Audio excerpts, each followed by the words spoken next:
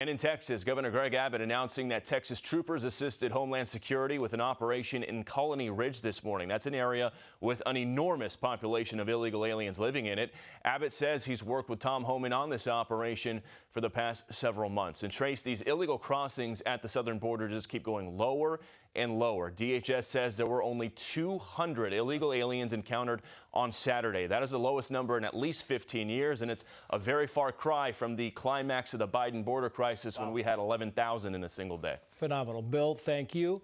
Let's bring in the author of Why Bad Looks Good, Prosecutor Wendy Patrick, and investigative reporter Spencer Lindquist. Thank you both for coming on. As Bill Malugin reported there, I want to put this up on the screen about the anti-ICE activists. Per multiple federal law enforcement sources, anti-ICE activists who have been interfering with ICE operations in the Los Angeles area in recent days have now started putting up posters with photos, names, phone numbers, etc. of ICE and Homeland Security investigator officers working in the Los Angeles area. I mean, there must be legal consequences somewhere to doing this, Wendy. What is it? What are we missing? Absolutely. Well, we're not missing anything with Tom Homan because appointments have consequences. And Tom Homan has made no bones about the fact that he is not only coming, but he's coming with the full force of the law. Now, how do we know that people take him seriously? He just had the numbers of the border crossings to prove that he is coming to sanction sanctuary cities, for one thing, but he also is going to withhold federal funding.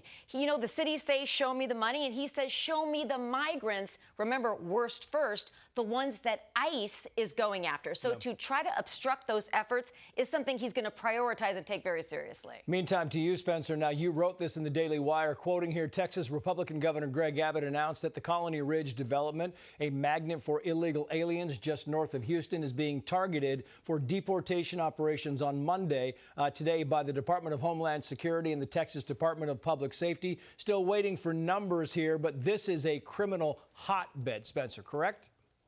That's absolutely right. This is a 60 square mile development. It is massive.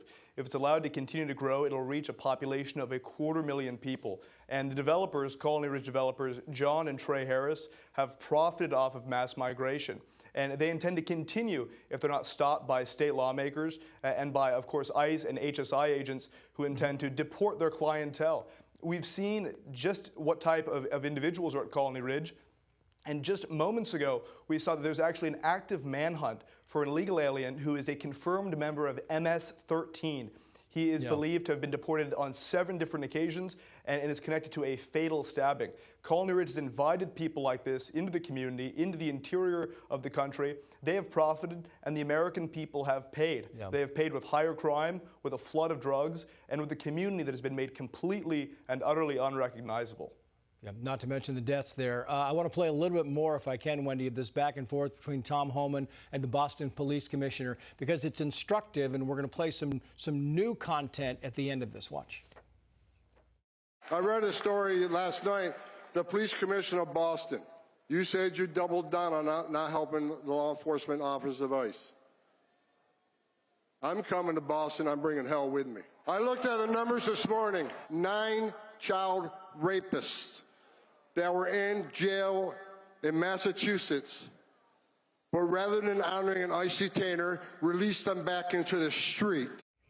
Now, it's kind of unbelievable, and the city councilwoman in Massachusetts said the following: we will meet you with hell as well. What do they have to gain, Wendy, by protecting these child rapists? I don't see any benefit. I don't see anybody in Boston saying, yeah, this is a great idea. That's exactly right, Trace. That community safety is a bipartisan issue. It's a winning issue. Donald Trump just proved that. So in terms of getting reelected, I mean, there's been some great back and forth discussion about the fact that it is not popular to hide criminals. It is not popular to support making sure that ICE doesn't find them. And they're learning this the hard way, some of the Democratic politicians. That is one of the reasons you're seeing so many of them walk back their rhetoric. They want to get reelected, and trying to hide criminals from the community, trying to get them out, is not the way to do it. It really isn't. You talk about this. I want to put this up. Fentanyl seizures here, and I'll let you respond to this, Spencer. Fentanyl crackdown. Deadly doses seized in 2024, 367 million doses. Dallas Field Division, 40 million. Here is Eduardo Chavez. He is the DEA Dallas special agent in charge. He said this about the cartels. Drug cartels operate much like any multinational business with an illicit product. They have distribution cells. they have logisticians and transport specialists. That's their only job, is to get it from point A to point B. And there's a reason, Spencer, that Trump wants to go after the cartels. It's a valid reason. I've got about 30 seconds for you. Well, that's exactly right. These are businesses at the end of the day. And they traffic people across the American border. They charge people sometimes north of $10,000, $15,000, $20,000 a head.